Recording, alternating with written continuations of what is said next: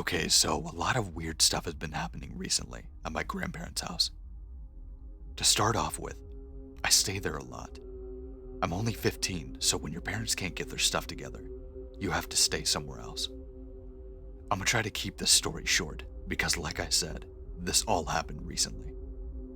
Anyways, let's get to what happened. It started with me and my sister. We went down to go fish at a creek behind their house. Mind you, they live in the middle of nowhere. This is all in New Market, Alabama. So if you want to look up this place, because you might think that I'm lying or something, when I say it's in the middle of nowhere, it's in the middle of nowhere. Back to the story. When me and my sister, who's younger than me, were walking the trail back to my grandparents' house, my sister started acting weird. When I asked her why she was acting so paranoid, she said that she thinks someone is watching us. She pointed behind us to the tree line, and sure enough, see a tall, creepy man looking at us between the trees, watching us with his hands on his knees. I am a guy, but even this sort of freaked me out a little bit. It took me back to when my parents would talk about this New Market cult that terrorized them when they were kids. They both lived within a mile of each other at the time. Me and my sister got back to my grandparents' house pretty safe. Sadly, this wasn't the only thing that happened. It only got worse. This next thing I actually got on video. If y'all know how to post snaps on Reddit or something, please tell me, because the only reason I got this app is to tell the story. I still remember I looked at the clock and it was exactly 3:34 a.m. I was talking to my friends on the PlayStation. The room I was in was in the back of the house, closest to the cult. I was home alone and pretty tired at the time. If anyone lives near me, then you know how foggy it was. Easter morning. I actually didn't hear the sound at first. I have soundproof headphones, so it was my friends that I heard, and they heard it. They told me to video it, so I walked outside and did. The sound almost sounded like a wounded cow. I would say that it was a cow, but the problem is that first off, the cows aren't allowed at night, and two, the cows weren't even living there at the time. They take them to a different farm every couple of months so they can try and eat fresh grass. The scariest thing about it was the noise kept getting closer.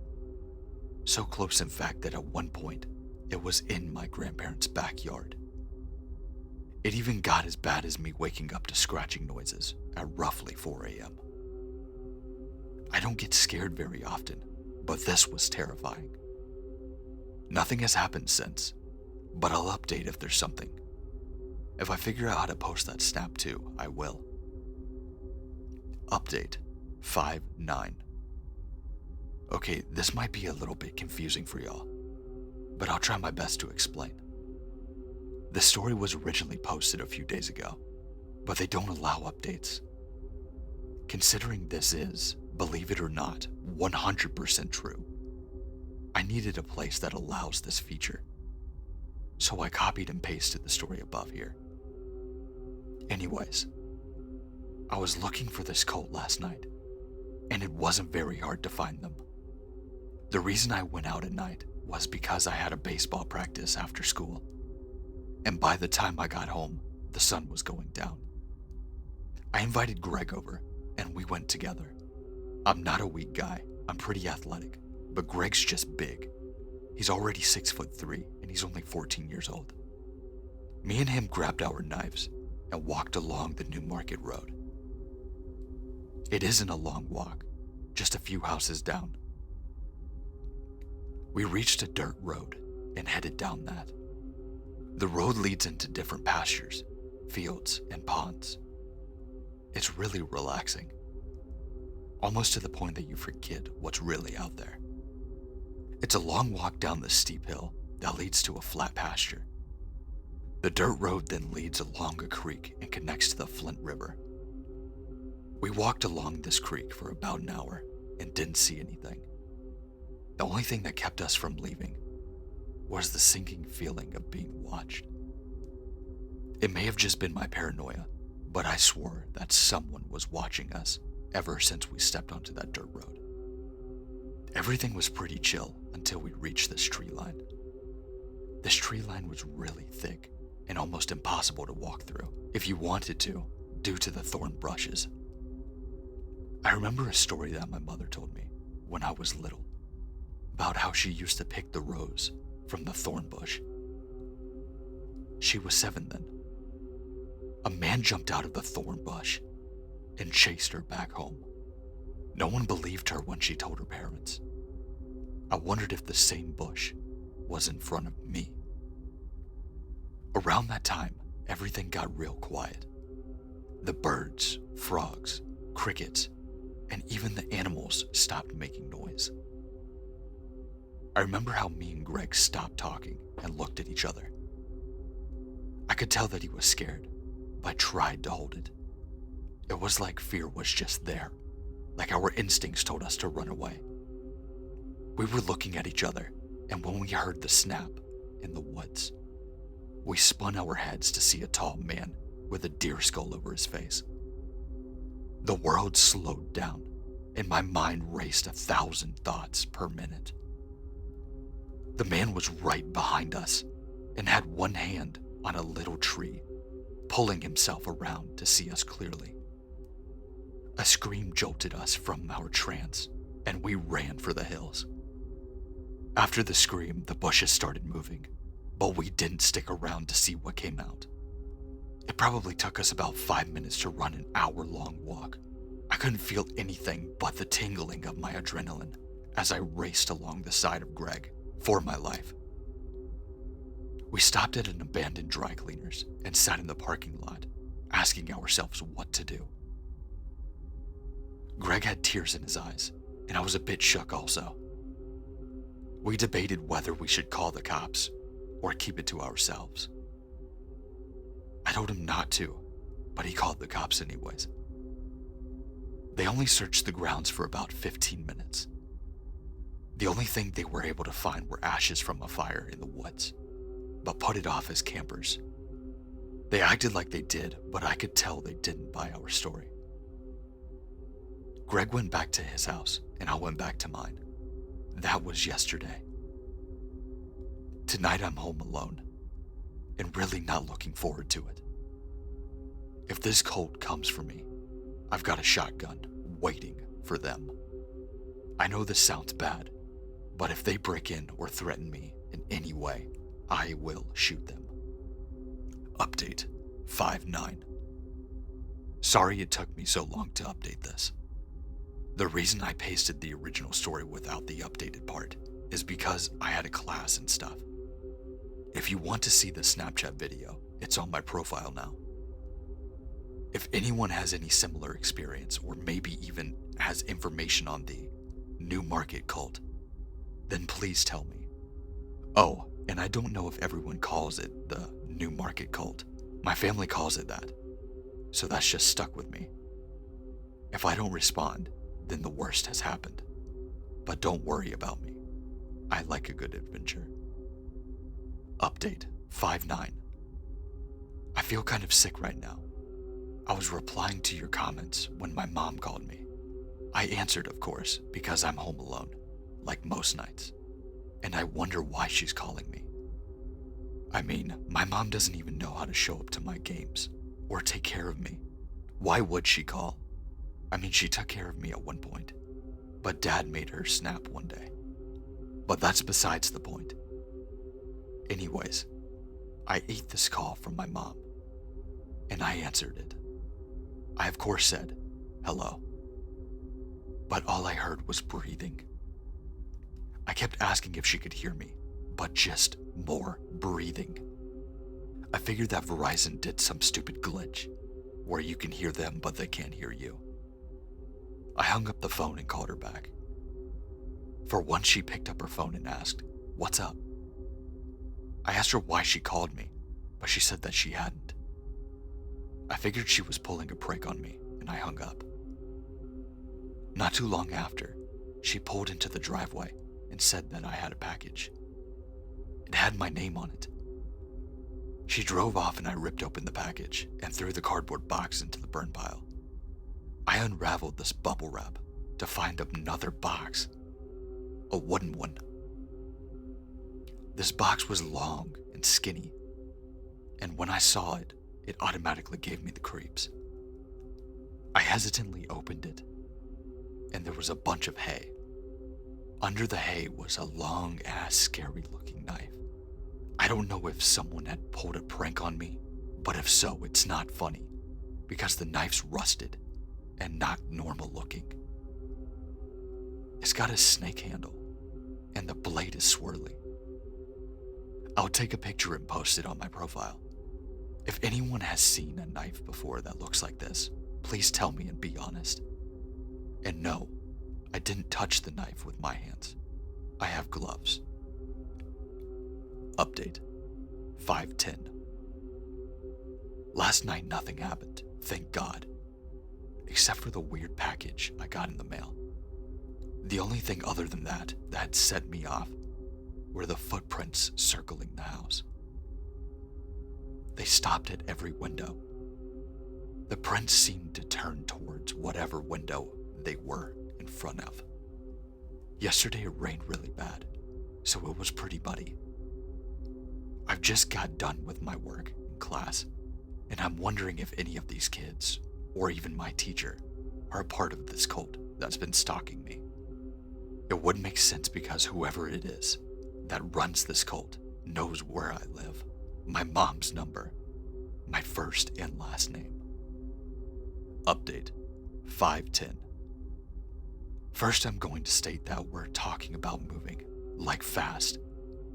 Maybe within a month or so, but there's no telling. The reason for that is because it's getting very bad. Okay, I wasn't home alone this time, because I told my mom about everything that had happened. When my grandparents had to leave to help out with the food drive again, she actually stayed with me. She wasn't herself though. She was acting really quiet and paranoid. She would stop and look out at the blinds every few seconds, and always had a straight face. She freaked me out more than the fact that there was a cult behind the fucking house. She didn't say anything, and honestly I didn't either, because she freaked me out. It wasn't until I asked her what was wrong that she finally said something. She told me that when she was a kid, the same thing had happened to her. People would show up in the middle of the night, watching through her window. Every time she told her parents, they would get death threats in the forms of letters and weird objects. The letters had personal information that only could be known by people that were stalking. I was really surprised by this, but didn't get the chance to speak on it because the song started playing outside. I knew the song. It's called Day of Chaos. I used to listen to it whenever I would take out the trash at night to make things more exciting. The song was getting closer, and it wasn't any type of song you would want to hear at night. My mom jumped up and grabbed the shotgun, and I grabbed my baseball bat. I would record it, but my phone was on the back porch, and there was no way I was going out there. We shut the lights off and sat in the kitchen looking at each other. To be honest, it was the scariest experience of my life. My heart dropped because I heard a creaking noise in the garage that's connected to our kitchen. The music followed with it until it was at the door, which separated us from the garage. My mom pointed the gun at the door and leaned her back against the wall. Her face was straight and determined. I'm sure mine wasn't. The silence went on for about a solid hour. Neither of us moved, and I could see the gun in my mom's hand starting to shake. She kept glancing at the window above the sink. I did too most of the time, but my eyes were on the door. All of a sudden, I felt the world stop, or at least I thought I did. The music stopped playing, and the fear dropped a little bit. My mind wasn't as clogged up anymore without the music, and I started thinking. My stupid ass then remembered about the back room window. It was open. I screamed to get out of the house, and my mom didn't hesitate to jump up and book it for that door. It was all kind of a blur at that point because Swiftly swung open that door and dove through that car window. It wasn't as cool as it sounds because it did hurt, but it might have saved me. My mom swung around the other side of the car and got into the driver's seat, slamming the door. We tore out of the driveway, but of course, I had to look at the house on my way out. I know this next part may sound a little bit made up, but I swear it's true. I looked at the house and saw the tall man with the deer skull on his face standing on the fucking roof. A shorter man with a hood over his face pulled another man out of the fucking chimney. It was the most bizarre thing I've ever seen in my life, and no one will ever believe me, and my mom. I also saw another hooded man peering at us through the back door window in the house. I saw all of this in a blur. There could have been more, but I didn't care. We're still driving now, and I don't know where we are going, but we're going somewhere. Somewhere safe. I hope this is the end of my story. If I make another update, it's probably not going to be pretty. If anyone wants to check this out, feel free. I don't care. If anyone wants to read this, please do. It needs to be known. Just leave me out of it. Private message me if you're willing to look for these people. I offered to call the cops, but my mom said that they tried this when she was a kid. They always come back for you if you call the cops, and the cops might even be in on it. I will reply to the comments best I can for anyone that has questions. Just don't ask me to go back there, because I'm not doing it.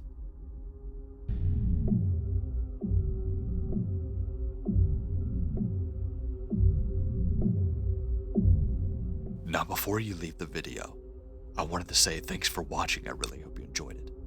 This is the first time I've done a cult type story, so I wanted to see how you guys would like it.